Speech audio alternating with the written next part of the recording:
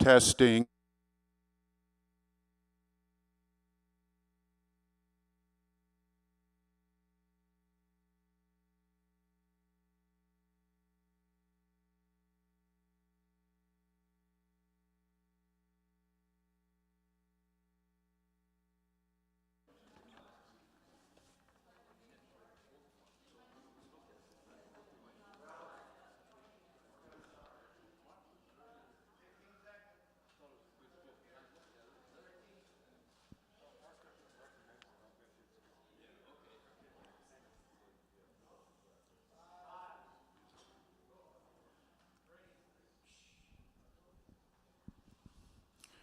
Well, good day, everyone. Welcome to Dr. Hugh Ross's Paradox class. Every week we're getting a few more people live. It's really good to see everyone. Good morning or good afternoon, I guess. Good evening if you're online in Europe. I want to welcome everybody. Dr. Ross is with us this morning. Dr. Ross will be with us for the next 3 weeks? 3 weeks? 4. Okay, so let's put it this way. Every Sunday until April 23rd, when Mark Clark is going to be with us again. Mark Clark, was he? He was just here last week, right? He was really terrific, so he's going to come back. And then Robert Cavolo is going to finish his series directly after that. April 30, May 7, May 14. So Hugh's going to be with us until April 23rd. I want to thank the really great people that bring treats to Paradox class, because that's what makes this a wonderful class, other than Hugh Ross, of course. So thank you, Val Durham, and thank you to my wonderful wife, Susan. Give them a round of applause for the... And Anne-Marie.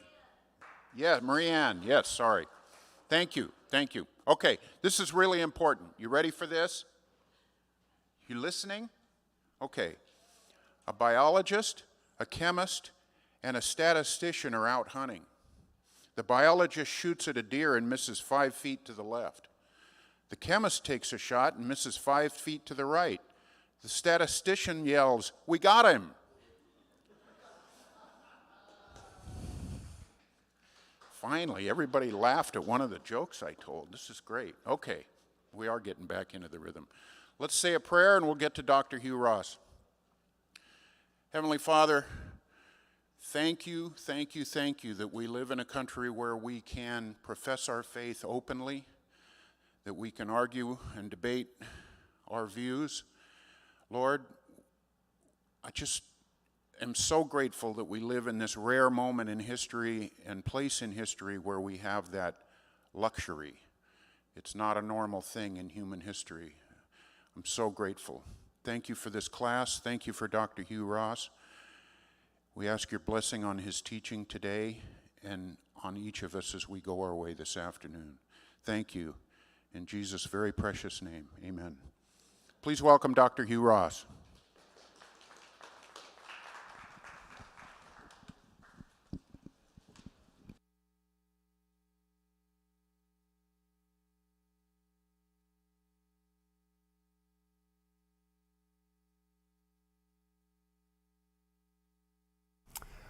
Well, we've been doing a series on human exceptionalism, and we started off the series by making the point that the Christian faith rises and falls on 3 fundamental evidences. Number 1, Jesus rose bodily from the dead, and the historical evidence for the bodily resurrection of Jesus from the dead is overwhelming. Cornerstone of the Christian faith.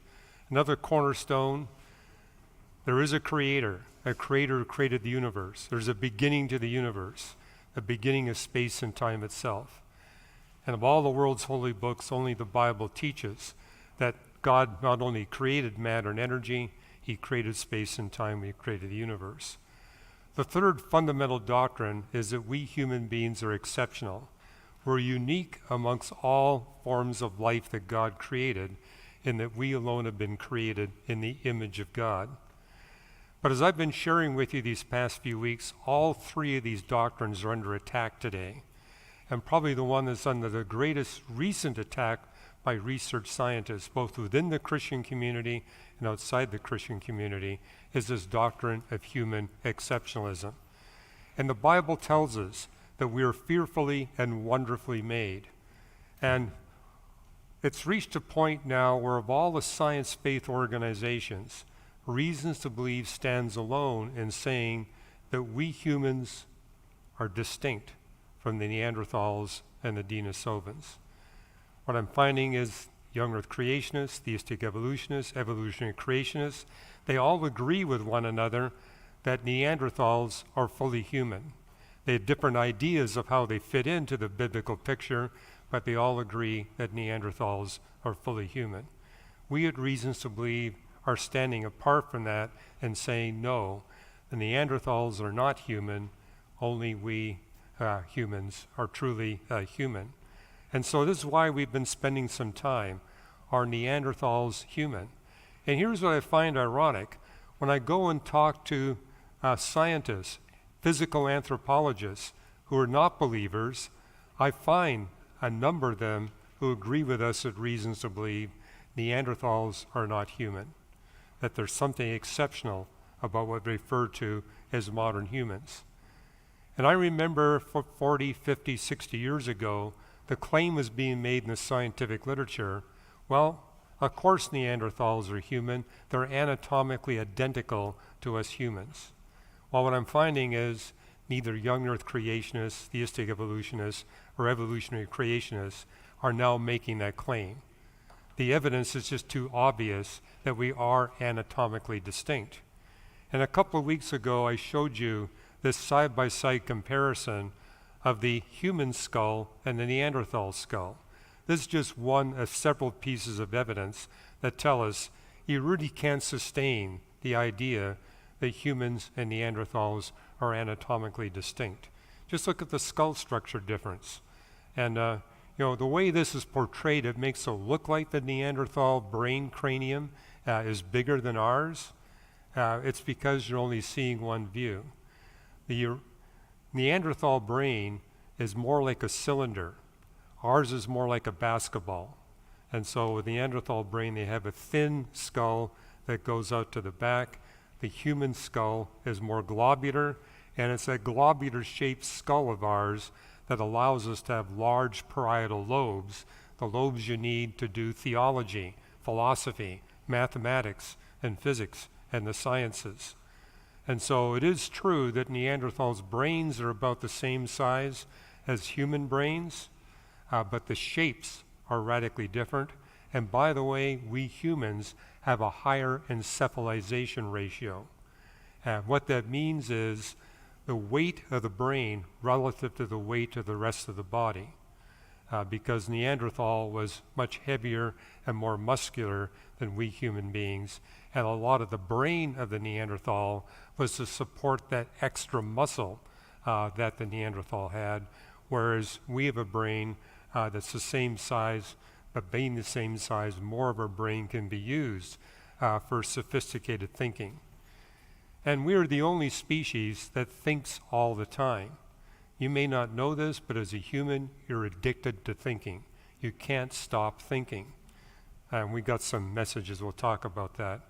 This map here shows you the geographical extent of the Neanderthals. And yes, most of the finds are in Spain and France and Italy, but they've been found in Romania, southern Germany, southern Britain, out as far as western Siberia, and then in the Fertile Crescent, they're also found. But they existed at a much lower population level than we humans. This entire range you see here, it included about 8,000 Neanderthals. So there weren't that many of them. But as I read the scientific literature, there are three primary pieces of evidence that are thrown out to make the claim that Neanderthals are fully human and just as intellectually advanced as we human beings are.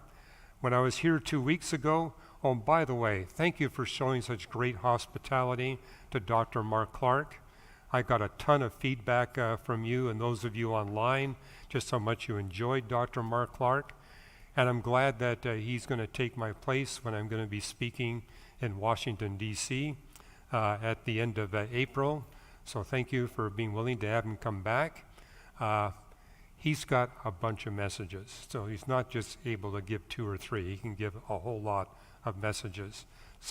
By the way, he came to this class, some 35 years ago. And he came as a very committed young earth creationist. His parents were attending here, and he was very disturbed that his parents were actually attending this class taught by a heretic. And so what they said is, well, why don't you come and prove Dr. Ross wrong? Just, listen, and, he takes questions. Do what you can to prove him wrong. And so Mark Clark came to this class. He started asking questions, and after 6 Sundays of coming here, he was no longer a young earth creationist and became a very excited participant in the Reasons to Believe organization. But yes, when I was here 2 weeks ago, I talked about one recent challenge to the idea, and incidentally, one reason I'm focused on making the point that we humans and Neanderthals are distinct is what I'm seeing in the scientific literature. The motivation for trying to include Neanderthals as part of the human species is to make us less exceptional than we think we are, less exceptional than what the Bible says. So the attempt is really to bring down humanity to the level of Neanderthals. Of course, this isn't new. There's been wives for centuries have been complaining that their husbands were Neanderthals. So this is not something that's new. But in the scientific literature, I see this motivation really trying to bring us humans down to the level of Neanderthals.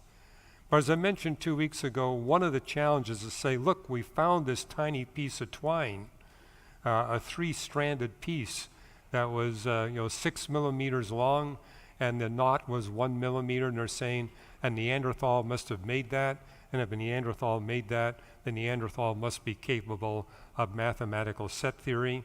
You can get the recording, by the way. We got 2 cameras here.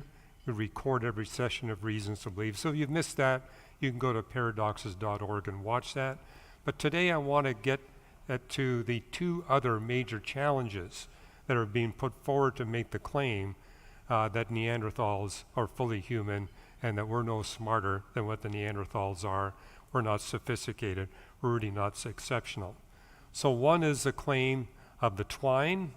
The other one is the claim that they were using sophisticated spears, the Schöningen spears. These are a set of spears that were discovered in Germany in a place where Neanderthals were inhabiting, and they're claiming these spears are so sophisticated that they had to be fully human. And the third claim is a claim that Neanderthals were manufacturing complex musical instruments, the claim of the Neanderthal flute. So I'm going to deal with the spears first. And so this actually is a photograph of 2 of these Schöningen spears. They found a total of 10 of these spears. 9 are made out of spruce, 1 is made out of pine, and so here's one actually showing a reconstruction. These are not the actual spears that they had found in Germany. What they did is they went onto a forest and basically said, we're going to do what the Neanderthals did, break branches off the trees, we're going to shape them and sharpen them. And so this is actually in a museum in Germany where they say, hey, these aren't the actual spears, but we think they're very close to what the spears look like. But the claim that's being made in the scientific literature, and it's in the theological literature, William Lane Craig has written about this in his book on human origins. Peter Enns was the first to make the claim, and he says these pieces of wood that we're finding are identical to Olympic javelins. Well, they're not quite identical. As you can see, there's a bit of a bend in it. Last time I checked with an Olympic javelin, they were completely straight. But what they are pointing out, and if you read the scientific literature, nothing in the scientific literature is saying these are identical to the javelins that are used in the Olympics. That's only in the Christian theological literature.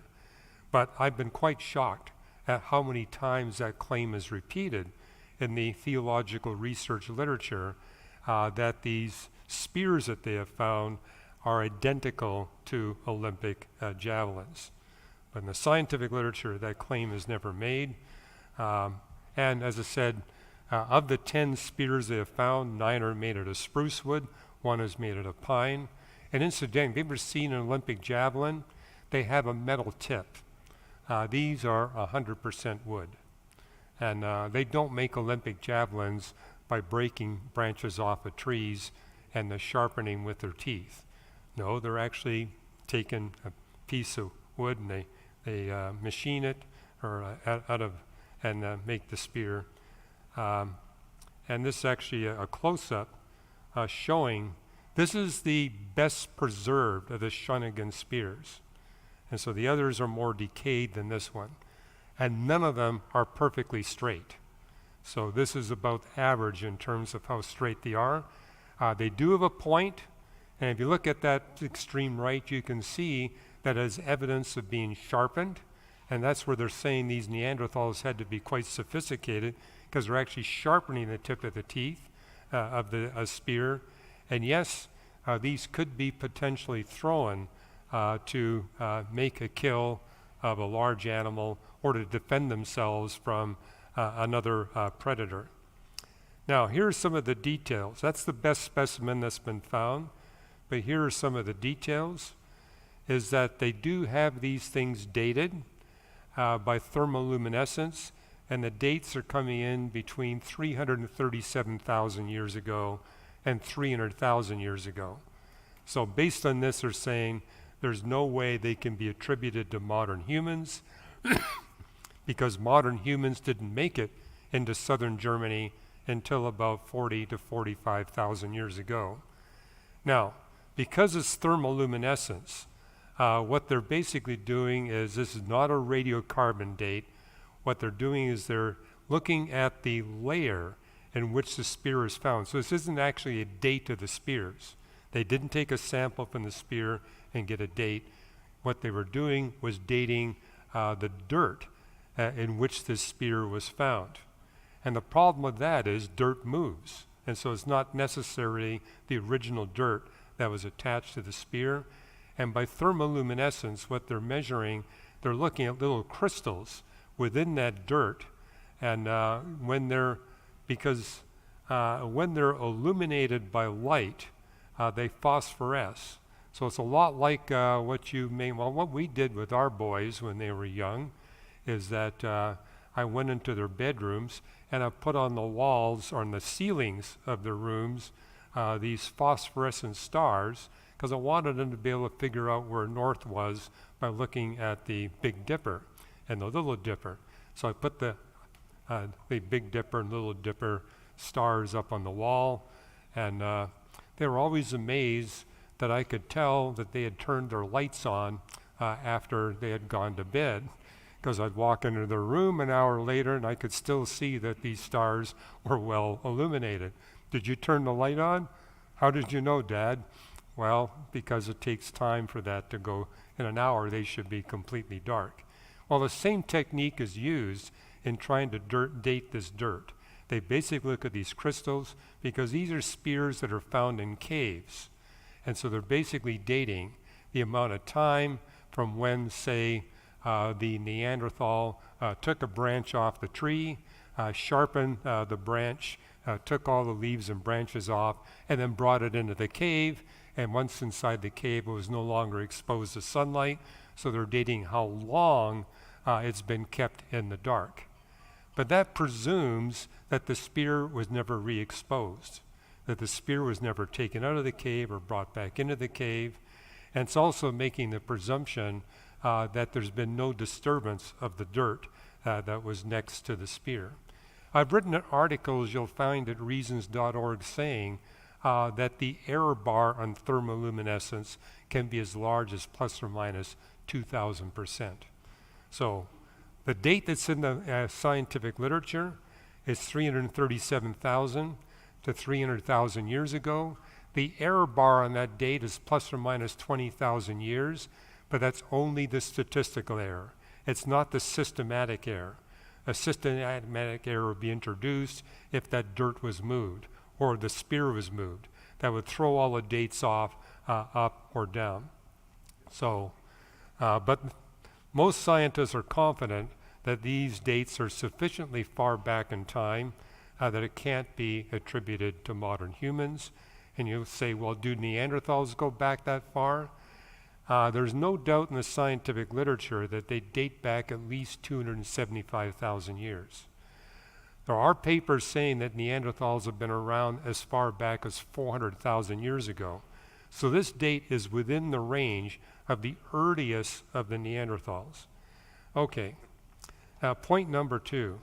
When they go into the caves where they found these spears, they can't find any evidence of hominid remains. And so they got the spears, but there's no bones of Neanderthals. There's nothing else that would be Neanderthal and then Neanderthal implement. They only find the pieces of the wood. And it's wood only, and they're not branches, pardon me, they're from the trunks of young spruce and pine trees. So they look for a young spruce tree, and they grab the trunk and strip all the branches off. That way they get a reasonably straight piece of wood. And the claim is that Neanderthals were using these pieces of wood to hunt wild horses, where they would trap them by a lake shore, because they found evidence of an old lake shore that was near this cave. And they said, well, maybe that's what the Neanderthals were doing. They would get a group of them with these spears, and they would trap the horses by the lake, and then they would kill the horses and get horse meat. Or they're claiming that they were used to fend off bears, lions, tigers, and wolves. The bears is actually a reasonable presumption, because they've also found evidence that bears were using caves. Bears hibernate, and so they look for caves as a place where they can retain their body heat in the wintertime.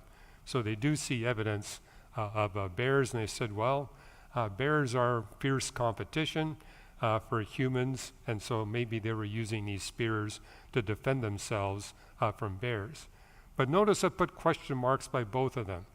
There's no evidence to sustain, other than the fact that they found these spears, to sustain that these spears are being used.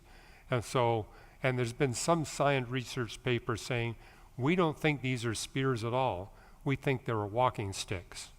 And so the claim that they were actual spears used for hunting or defense, again, it's questionable. And what you will see in the scientific literature, these spears are similar in weight and balance to Olympic javelins. But again, we have these well-known, famous Christian theologians saying they're identical to Olympic javelins. What actually it says in the research paper is they're roughly the same weight and the same length as Olympic javelins. Now, the fact that they're looking at these pieces of wood is evidence that Neanderthals are fully human. We've written articles at reasons.org to say, no, wait a minute. It's not just Neanderthals amongst non-human primates where we see the use of spears.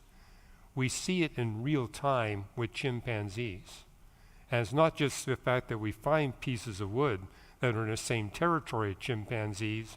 You can actually watch video clips of chimpanzees in the wild breaking branches off of a tree, using their teeth to sharpen the point of the branch, stripping all the branches off, side branches off, and using this spear to hunt bush babies.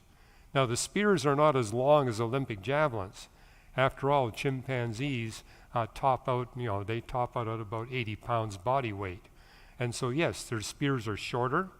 And of course, what they're trying to hunt are not horses or deer. They're hunting these small bush babies. So they're using smaller spears. But if you look at the spears that are being used by chimpanzees that we actually observe in real time in the field, they're just as sophisticated, if not more sophisticated, than these Schöningen spears. They're straighter, and they're more. And what you also see is that chimpanzees will be breaking off these branches, stripping off the side branches, sharpening them. But when they find that another chimpanzee has got like a little longer one or a little shorter one, they might throw theirs away and grab a new one. In other words, these chimpanzees actually experiment to see what kind of piece of wood is more effective for killing bush babies. And so over time you discover, well, these chimpanzees are all using spears of about the same length and the same weight, because they quickly determine by trial and error which spears are most effective for killing the bush babies. And for that reason, I think there is an explanation for why the Schöningen spears that they've all found are roughly the same weight and the same length. Chimpanzees would have, or pardon me, Neanderthals would have used the same approach as chimpanzees in figuring out, okay, which pieces of wood would be most effective in hunting the prey we're intending to hunt, or defending ourselves against, say, saber-toothed tigers and bears and other threats to their survival. Now, I don't know of any modern-day anthropologist that would ever claim that chimpanzees are fully human. And what we see here is nothing of any greater significance than what we see with chimpanzees. So why are we citing these Schöningen spears? And by the way, only 10 have been found in one location. It's not like we're finding spears in all the locations. Just one cave in Germany. We don't find anything in France or Spain or Italy or Britain. It's just this one location. And yet with the chimpanzees, we see that wherever there's bush babies, we see chimpanzee spears. So there's a lot of evidence that spear use by chimpanzees is ubiquitous. We do not see that evidence with Neanderthals. We just have this one limited claim. And yet I was at a conference with theologians not too long ago where they were all insisting that the Schöningen spears prove that Neanderthals are fully human, and therefore that Adam and Eve gave birth not just to us, but gave birth to all the Neanderthals and the Denisovans. Okay. Well, let's look at another claim. Excuse me.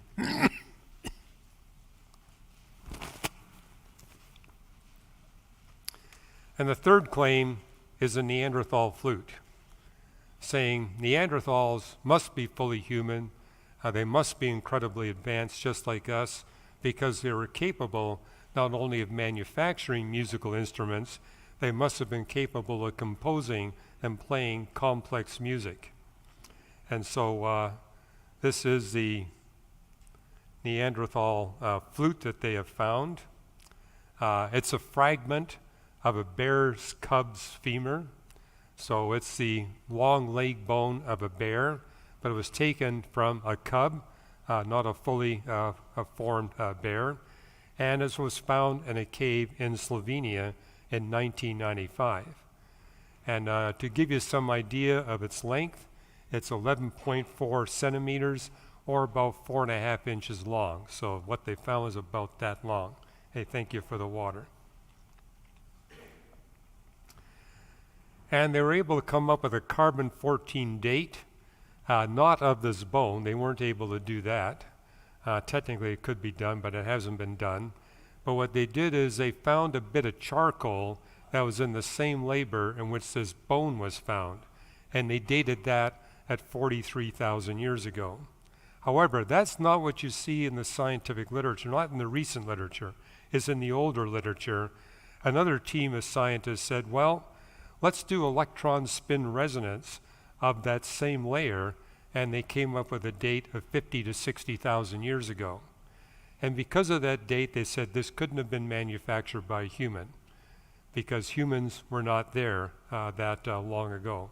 And by the way, it's discovered in Slovenia, which is kind of like where it's near the Austrian border, is where they found this. And so they're saying, well, humans didn't get there until 40 to 45,000 years ago. So it can't be a human flute. It has to be a Neanderthal flute. And you say, what's this electron spin resonance? It's a lot like thermoluminescence. They're looking at the spins of the electrons, but it's basically the same technique. They're measuring how long this flute has been kept away from sunlight. And here again, you're making the presumption that the flute wasn't moved and the dirt wasn't moved. That may not be true, in which case this date of 50 to 60,000 years ago may not be accurate. And incidentally, the charcoal doesn't necessarily give you an accurate date either, even though it is carbon-14. Again, you have to assume that the flute and the dirt have been undisturbed for 43,000 years. That may not be the case. This is the cave in which they found it. It's a really big cave. You can walk around in it.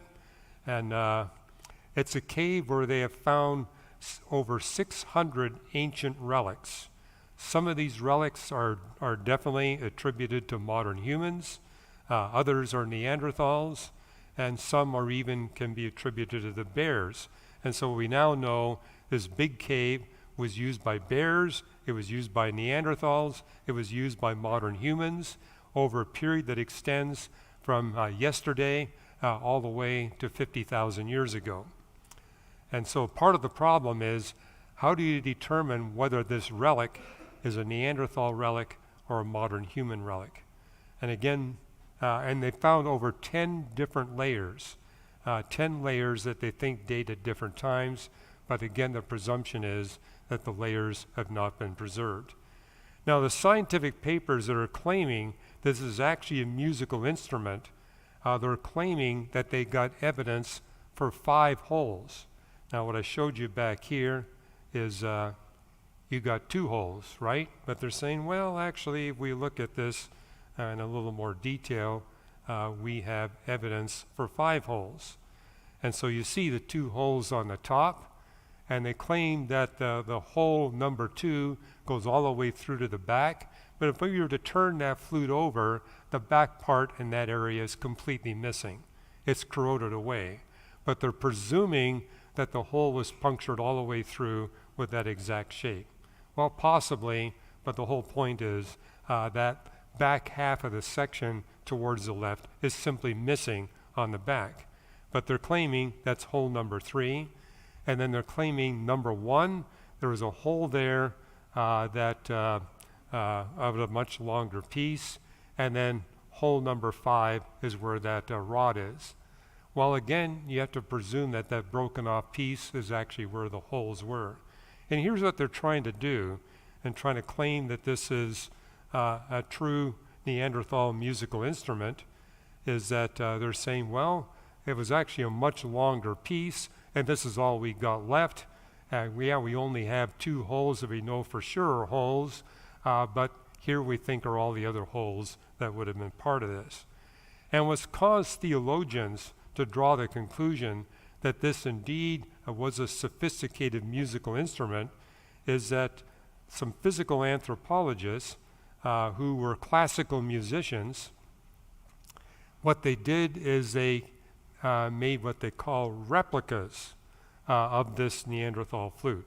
So this is what the flute looks like, and they go back here and say, well, we just tried to reconstruct it, and they put 3 holes in it, and then they had 1 hole going all the way through, and there's a famous video clip where it shows this musician taking this reconstruction of this so-called Neanderthal flute and put it in his mouth, because the front piece there is big where your mouth can go over it, and he was able to play a complex tune with this reconstruction.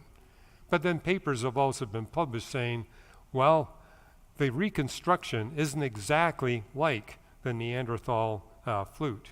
There are differences. And so there's claiming, so notice how smooth that is.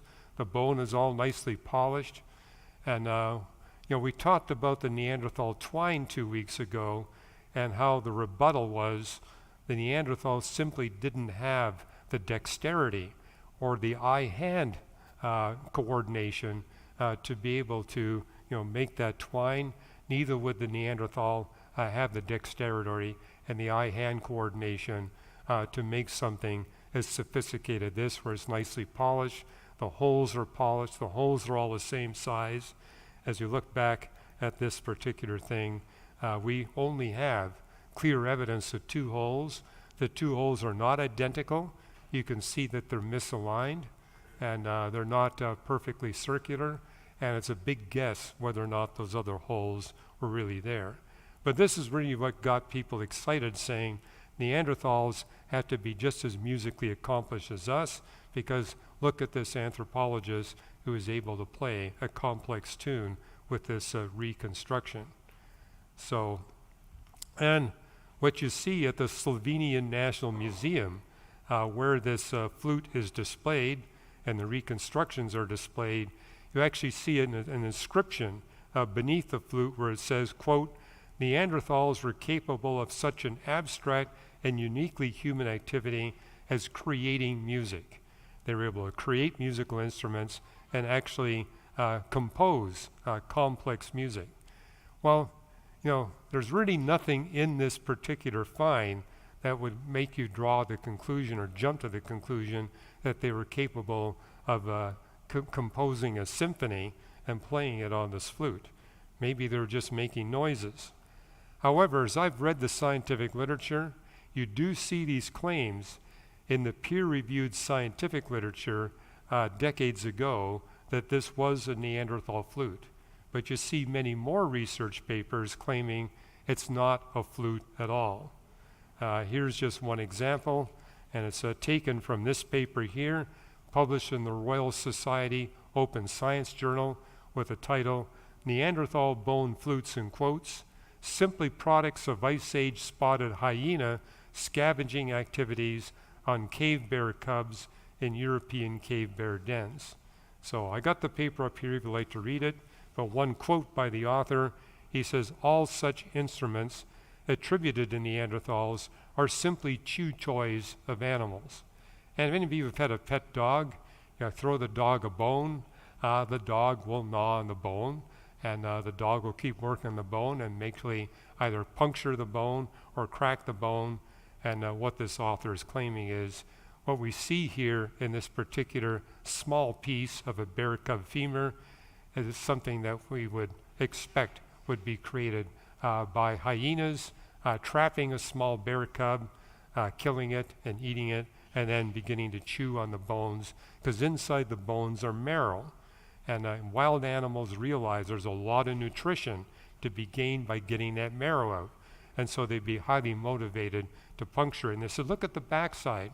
The backside is, you know, there's nothing on the backside that shows that this piece of this femur was intact.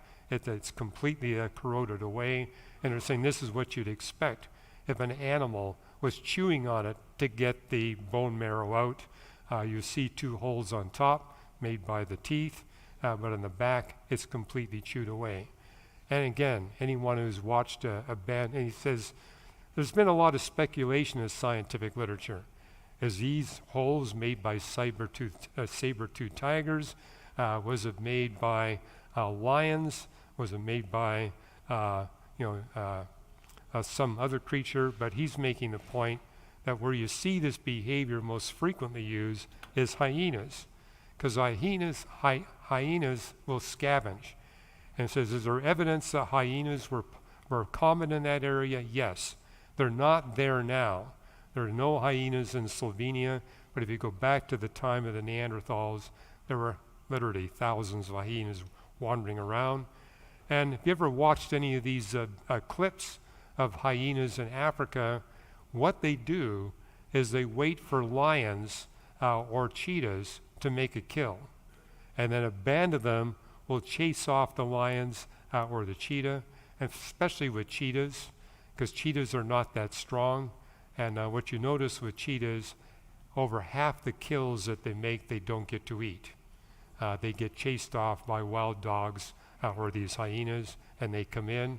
Or what the hyenas will do with lions will eat the best off the carcass, but they leave the bones. So the hyenas come in and they say, okay, we're going to scrape all the meat off the bones, puncture the bones, and get the marrow. So he makes the case that, hey, This is nothing more than hyenas taking advantage of this.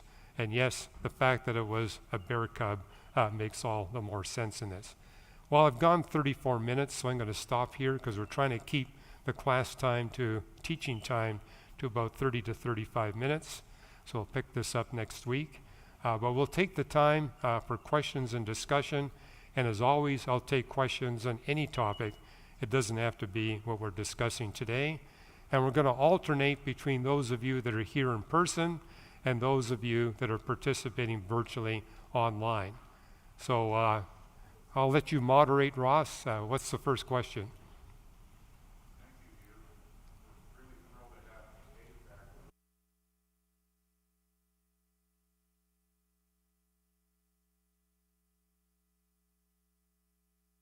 Hugh, I'm surprised by the discussion about tool use in Neanderthals because I had thought pretty much the scientific community had given up on the idea that tool use at all is anything special to human, especially after discovering crows making beautiful hooks.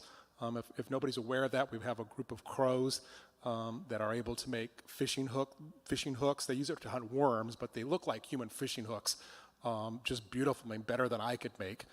And once that was discovered, I thought the scientific community had given up tool use as related to humans, at all.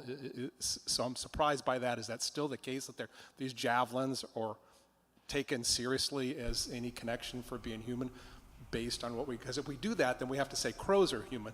With the chimpanzees, at least they're primates. So you can say, okay, primates make tools. But once we find the crows, which aren't related to primates at all, I thought tool use had been given up on this discussion of linking to human activity at all.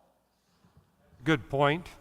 And there are papers in the literature making the claim that, from a naturalistic perspective, you would make the claim that the animals that look most like us are also going to be intellectually most similar to us.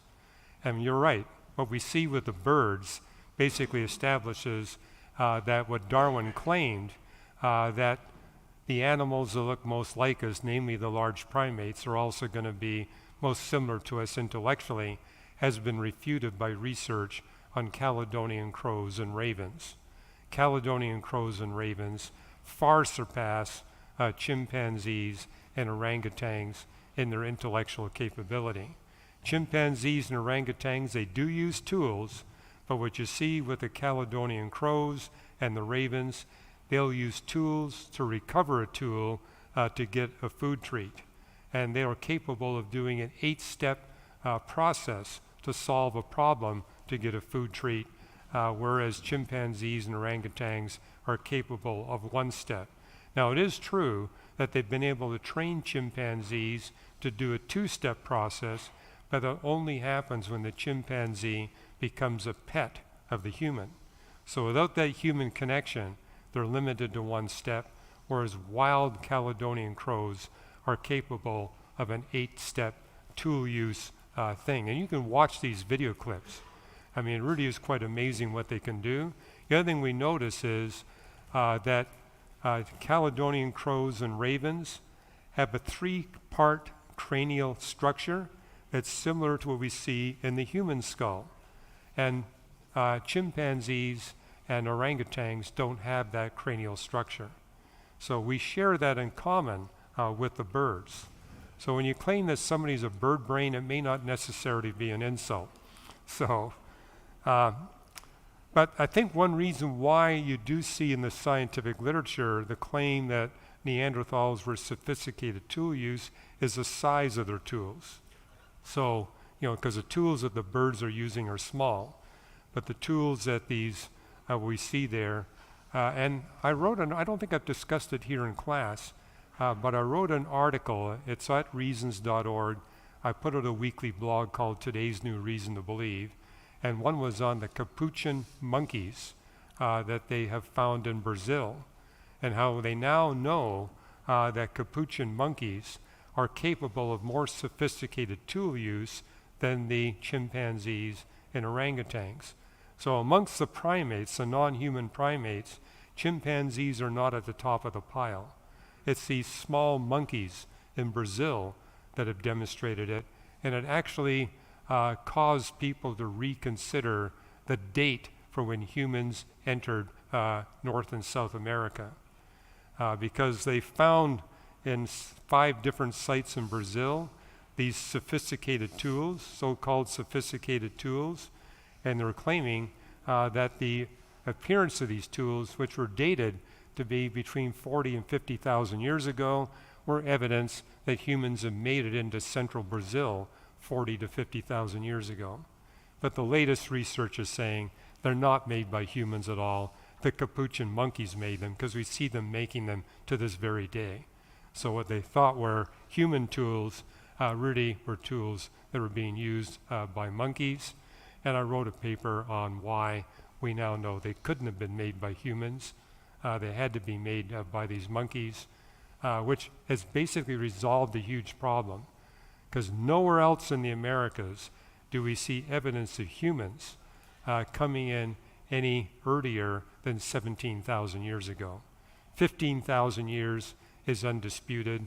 Earlier than 15,000 is disputed, but there's some people saying 17, but nobody was saying 40 to 50,000 years. The only place was in these central jungles of Brazil. So, but that hopefully that answers your question as to why they're jumping to all these conclusions.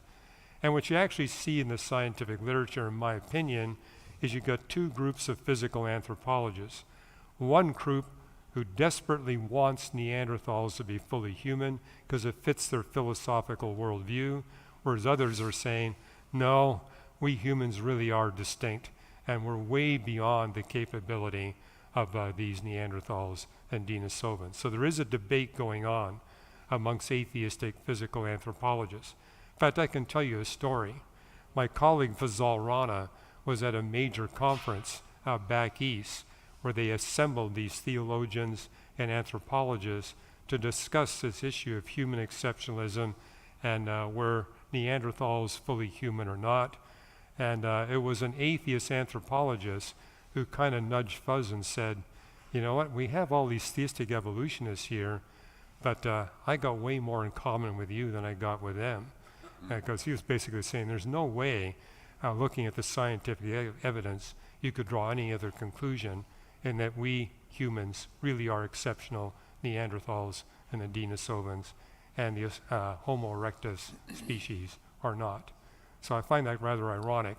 We got more in common with the atheistic, some of the atheistic physical anthropologists than we do with these theologians. Okay, next question. Maritza Caraballo in Houston asks online, are small children before the age of accountability going to be raptured? Thank you for your response. Okay, age of accountability. There's a debate within the Christian community about when do small children become responsible for the behavior. And so those who believe in the age of accountability are basically saying up until a child reaches a certain age, they are innocent. And if they die before that age, they automatically go to heaven because they haven't lived long enough to really be judged for their sin. And it's basically a debate. Are young children really in a state of sin, or do they become in a state of sin at a later age? My personal position, and this is a personal position, but I've checked with the scholars at Reasons to Believe, and this is one place where we all agree. None of us hold to the doctrine of the age of accountability. We all believe that whatever your age is as a human being, you are a sinner before God, and therefore, if a child dies at the age of 2, they're in the same position as the rest of us. With one important caveat. Jesus said, to whom much is given, much is expected. And so those of us who have normal intelligence and have lived a while, we're going to be held accountable because we've been able to receive more from God than those who have received less.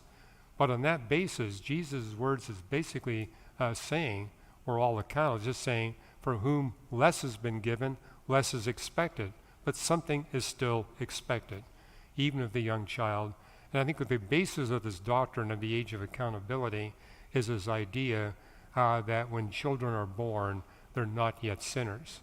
But then you got King David saying in Psalm 51, verse 5, that he was a sinner from the time he was conceived.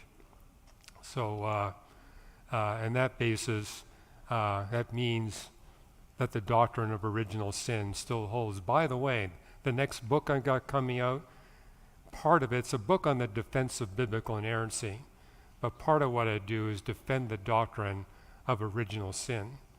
And this, to me, has been alarming that only in the 21st century have we seen conservative theologians saying we have to abandon the doctrine of original sin.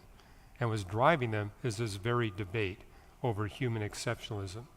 They're saying if we have to accept what we're seeing in the scientific literature, that we humans have been here a long time, that Neanderthals are part of the human race, and that we came from a population, not from just two individuals, then we have to abandon the doctrine of original sin. So anyway, I got a book coming out defending the doctrine of original sin. But I do hold to that doctrine that we're all accountable before God.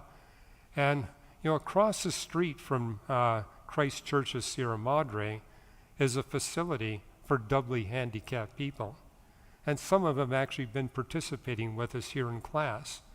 And these are typically people that have 2 or more significant handicaps, including some mental challenges that they have. And so people are claiming, well, if you're in that category, you're also part of this group where if you die, you automatically go to heaven. And it's based on the idea that the only way you can be saved is to have a certain intellectual capability and to have lived long enough. I believe God has ways to communicate to the fetus inside the womb. He doesn't communicate to that fetus the same way he communicates to us, but he does communicate. After all, we're spirit beings. So I claim that we don't need to have a large, well-developed brain. We don't need to have our 5 senses intact in order to receive communication from God. And you actually got the explicit statement in the book of John, chapter 1 and chapter 3, that God's light has gone out into the whole world and that all humans receive light from God. And if we receive that light, we proceed towards salvation. If we reject that light, we proceed towards condemnation. What you see in John 1 and John 3 implies that God's light goes out to every human being, including the fetus in the womb. So on that basis, we'll all be judged, but we judge on the light, on what we've done with the light that we received from God. But hey, there are Christians that disagree with me, so I don't want to come across too dogmatically on this. Yes? Okay, so back to the image that's on the screen right now. I'm just curious about how there would be 2 circles exactly the same size and that would be caused by a chew toy. I mean, I'm just wondering how do you get that? Well, there are people who've said this has to be done by Neanderthals. They're claiming that what Neanderthals had was some kind of a piercing tool that they put on this femur, and they took a rock and kind of did this. And there's anthropologists have pointed out is that we don't have any evidence that's not disputed of Neanderthals using 2 tools at the same time. We do have evidence, as we do with the chimpanzees and the capuchin monkeys, that they were taking rocks and using that to pound, break open nuts and things like that. But this is a case where you got a piercing instrument and a rock on top of it like a hammer, and they said, well, that could explain the holes, but we don't have any supporting evidence that Neanderthals had that capability. And what's interesting is when you come to the first flutes made by humans, they're not made out of bones. They're made out of ivory. And so these humans would take a tusk, say from an elephant, and then they would drill through it, and then they would make holes on it, and then we'd get perfectly round holes. But people said, yes, The holes are about the same size, but they're not identical in shape, and they're saying they had to be made by the same teeth. And so if you got these big incisor teeth, you would expect the holes to be the same size. That's the claim of this author. He's just saying the reason why the holes are the same size, they're made by the same teeth. So, and it says the fact is, we see these kinds of holes in bones that are given to hyenas. We actually have real-time evidence that they can duplicate something like this. Hugh Val Durham wants to know, couldn't the spears attributed to Neanderthal be made? Boy, and then it just disappears. You gotta go all the way out and come back. There it is. Couldn't the spears attributed to Neanderthal be made by Homo erectus? I think the latter were present to about 200,000 years ago. Yes, that is a possibility. I mean, the date range was 337,000 to 300,000 years ago. So maybe it's not Neanderthal. Maybe it's Homo erectus. That's certainly a possibility. But the evidence we have for sophisticated tool use of Homo erectus is quite a bit below that what we see for Neanderthals. You really do see a different level of tool manufacture with Neanderthals than you do with Homo erectus. So that's kind of why the literature, but I don't know of any papers claiming that this is a Homo erectus thing. But as this paper is saying, he's basically saying we don't think it was manufactured at all. This is just simply animals that made this. But another thing that is in the scientific literature is that people are claiming this really is a musical instrument, but it's made by modern humans. It's not made by Neanderthals, because you do have that radiocarbon date of 45,000 years ago. But I want to be clear, neither the radiocarbon date nor the electron spin resonance date can be considered to be reliable dates. They might be, but it's simply a possibility. So who knows what the real date is for this thing. But one reason why you see a reluctance to attribute this to humans are making them out of ivory, not out of bones. But hey, humans could have made it out of bones.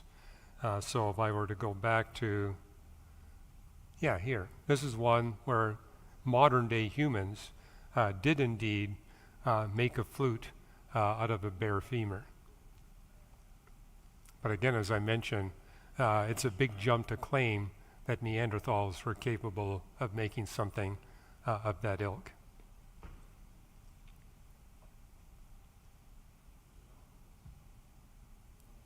I think I have to turn mine off.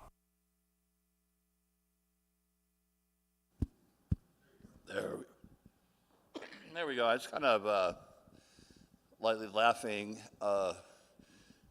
when you said the saber-toothed tiger did it, because I was thinking the holes are just so, round and everything.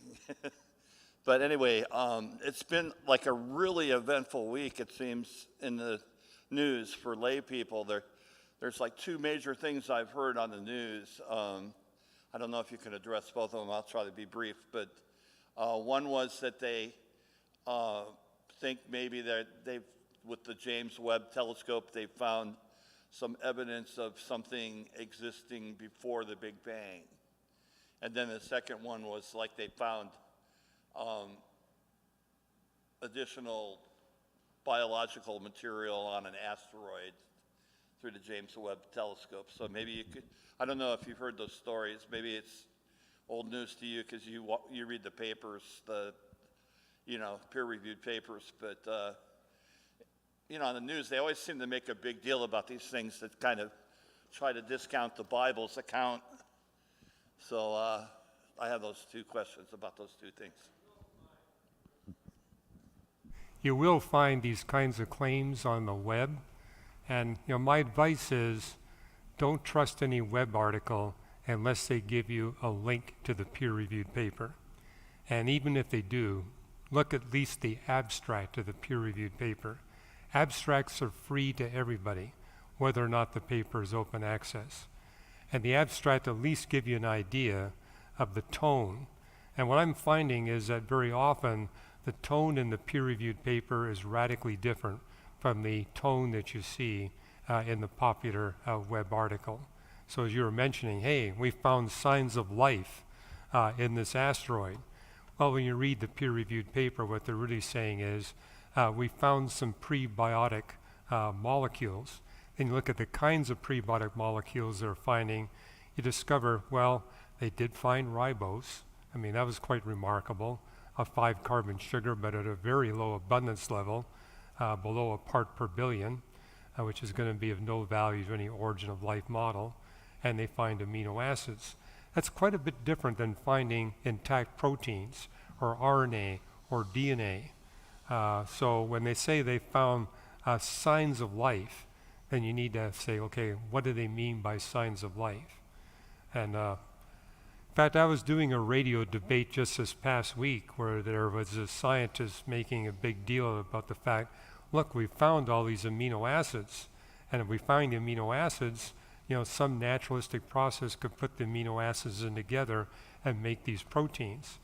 Matter of fact, there was a big Webb story about the fact that they found what they called nickelback.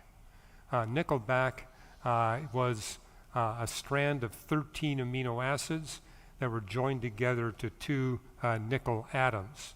And they said, you know, that has enzymatic properties. And they said, you know, that could be the beginnings of actual proteins. Now, this was not something they found in nature. It's something they made in the lab. So these scientists were able to take 13 amino acids, join them together with 2 nickel atoms and said, hey, we made an enzyme. Well, your typical enzymes are 4,000 or 5,000 amino acids long. This is only 13 amino acids. They found a short peptide. There's a big difference between a short peptide and an actual functioning protein. But I think what got them excited, they found 3 different ways of assembling these 13 amino acids. And therefore they said, since we found 3 ways, this might be able to happen easily in nature. But they have found no evidence of this short peptide in nature.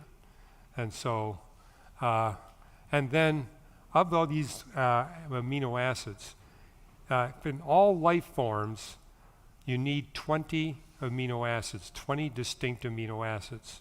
How many of those amino acids have been found outside of biological systems? Only 8. 12 are missing.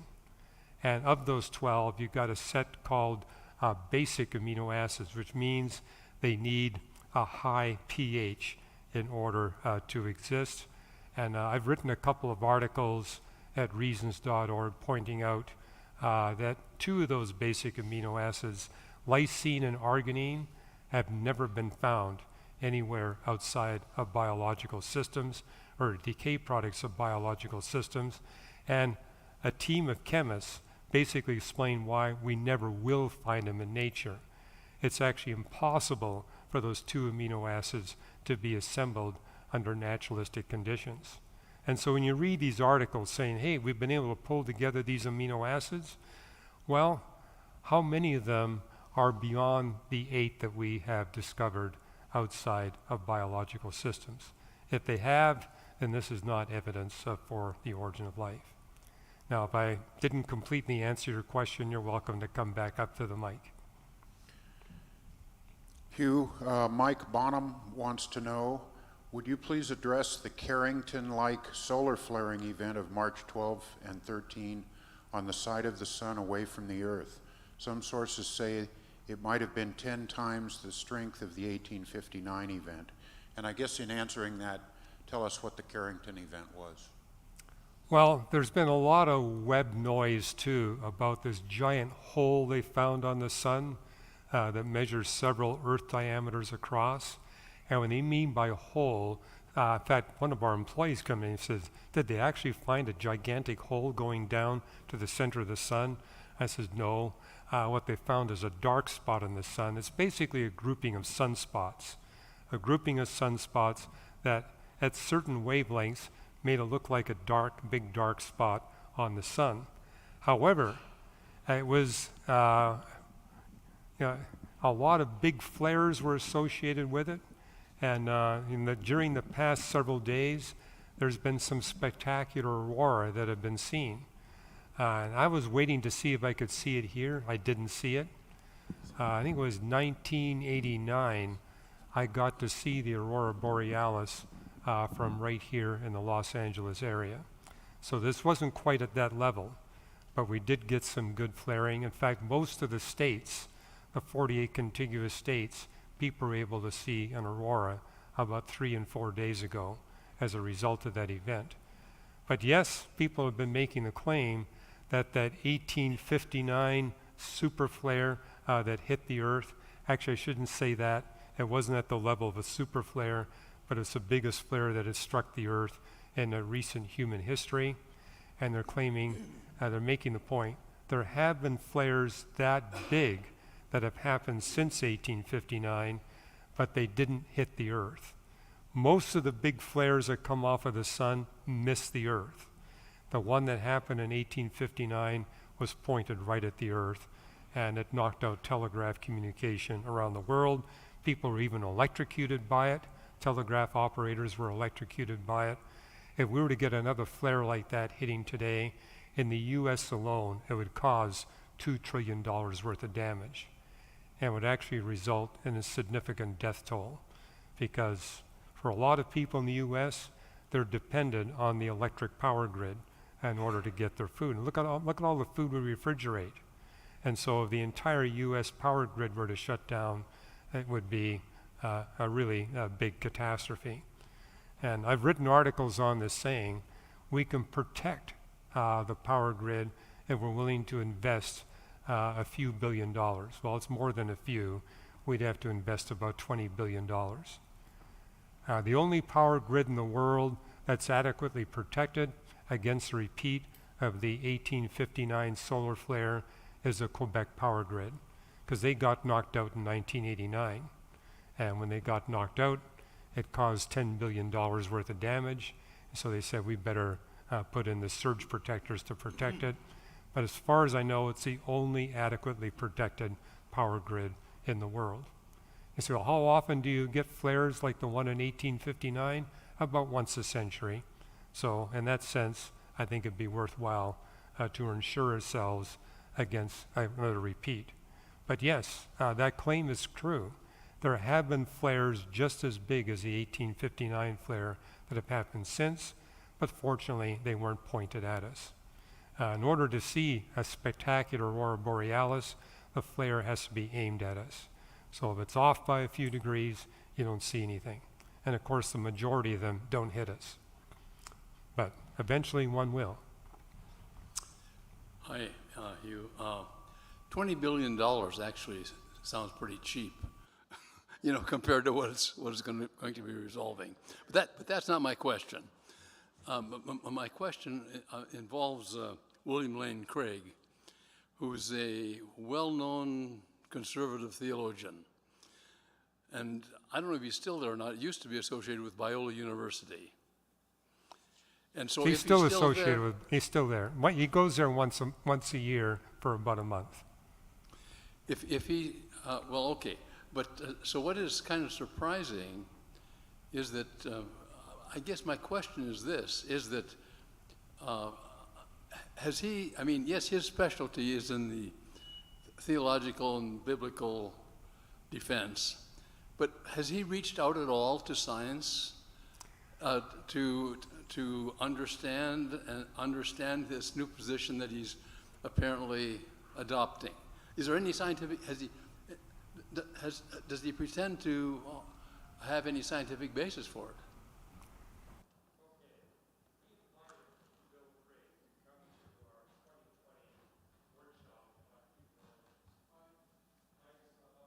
About that, okay, sorry. Yeah, we invited Bill Craig to speak at our 2020 Human Origins workshop. And by the way, the entire workshop was video recorded. You can watch it at reasons.org. You can see for yourself what Bill said. And we also invited some atheists to come, because when we do our workshops, we don't just want to be talking to our own people. So we purposely invite people who hold different positions than we do, and people who are not believers. And I've known Bill now for, 36 years, 37 years. So we have a long relationship. We've often shared the platform with one another. But what concerns me, it's not the Bill that I knew 20 years ago or the Bill that I knew 10 years ago. And what happened was he said he was getting all these questions on human origins and on Genesis. He's been teaching on it in his class in Atlanta, Georgia, because he has a class just like this that he teaches at a big church in Atlanta. And he's getting a lot of questions, so I said, I need to do a study. And so he decided he would write a book on the human origins. And then theistic evolutionists heard he was writing a book on human origins. So they basically went after Bill and said, hey, here's what the science says. And so Bill basically adopted their scientific perspective. And I remember when he was at our headquarters, he was making this thing, well, Hugh, we have to accept the fact that Neanderthals are fully human. Look at these sophisticated spears they made. They're identical to Olympic. And I said, Bill, it's only one piece of wood. This is not evidence that they're as sophisticated as we are. But he was basically saying, based on that alone, I have to conclude that they're fully human. He was also persuaded by theistic evolutionists that the genetic evidence shows that humans have been here a long time. And so in his book that he came out with a year ago, he was basically saying that Adam lived at least 750,000 years ago, somewhere between 750,000 to 1 million years ago.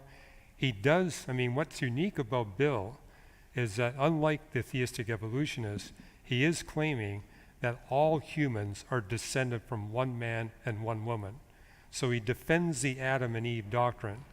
But in order to be consistent what he thinks the genetics is saying and what these spears in Germany are indicating, he claims that yes, Adam and Eve were real people, but we're not talking 100,000 years ago or 50,000 years ago or 130,000 years ago. We're talking nearly 1 million years ago. So that's kind of where he takes a different view than we do. But I remember speaking to Bill and saying, Bill, you know we have a different model. I know you've studied the theistic evolution model in detail. We're here to help you with this book project. And so we're available. Please talk to us. We'll help you with the scientific literature. But I think one thing I've been noticing about a lot of research theologians, they'll look at one or two papers in the peer-reviewed literature in isolation from all the other papers that are written on the same topic. So that's, again, something we're encouraging Bill. Look, I know you're citing this paper, but what about all the papers that dispute the claims in that paper? So there's a certain skill. You're a physicist, you know this. There's a certain skill to being able to read the peer-reviewed scientific literature. And we who are, have doctoral degrees in the physical sciences, we're trained how to read and analyze that literature. It shouldn't come as a shock to us that theologians lack that training, but it does mean we need to help them gain that training. And what's wonderful is anyone can access the peer-reviewed literature. There's PubMed, and then there's a site sponsored by NASA. The NASA site archives all the physical science literature exhaustively, and PubMed archives all the life science literature exhaustively, and anyone can access those two websites. PubMed is all you got to do to put that in. If you want to get to the NASA website, it's adswww.harvard.edu. Harvard University partners with NASA to manage that website. And by the way, a book that's coming out later this year, I go into detail on the Bill Craig's analysis in his latest book and my response to his book. It'll all be there with the citations. And I do that because Bill mentioned me by name in his book and didn't quite get my position right, so I felt I had to respond. I guess what I'm a little bit concerned about is that we have theologians jumping into these areas where some science expertise is needed. and coming to conclusions. And one exception that I can mention is Wayne Grudem at Phoenix Seminary, who has really used science and reached out to science to examine things. But I don't know if that's typical of a lot of theologians.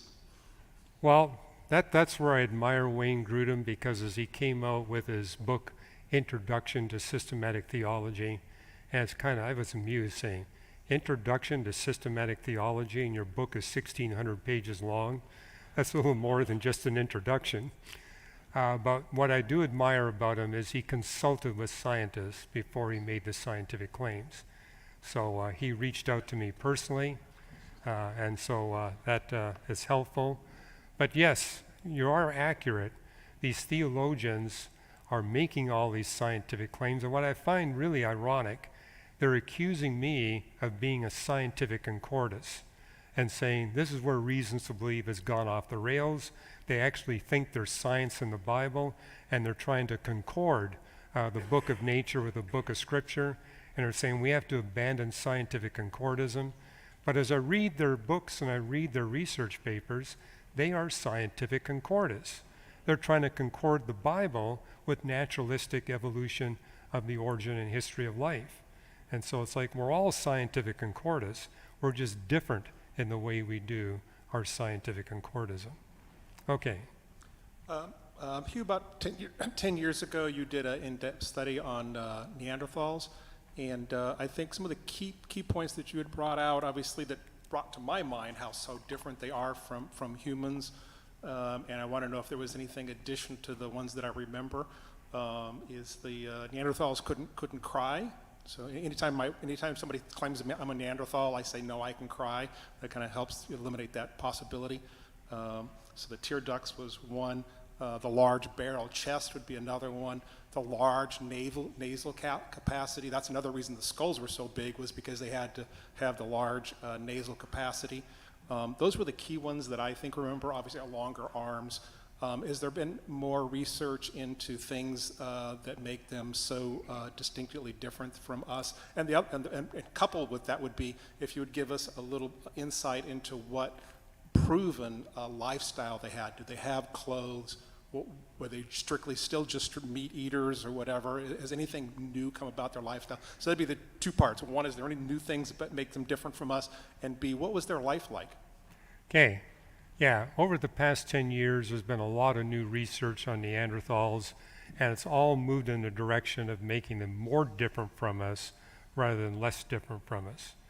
I mean, again, 60 years ago, in fact, I remember interviewing a physical anthropologist on our TV show in the early 1990s, and he was insistent that Neanderthals were anatomically identical to us human beings. So that's just, 35 years ago that claim was made. I don't know of any physical anthropologist who would make that claim today based on the new research. And yeah, you referred to some of it. The fact that when you look at the Neanderthal skull, if I can bring that back here for you. Here we go. You notice how much of the skull is devoted to the front part, and that's to allow for this huge nasal capacity because Neanderthals were living in a cold climate, and it was necessary for the cold air they were breathing in to be warmed sufficiently before it hit their lungs. Now, we humans don't have a very big nasal capacity, but we wear clothes. And so we're in a cold environment, we have clothing on. And because of that clothing, the clothing warms the air before it hits our lungs. So this is evidence that Neanderthals were not wearing clothes because they were using their huge nasal capacity to warm the air. There is some claims in the scientific literature that Neanderthals may have been using capes or blankets.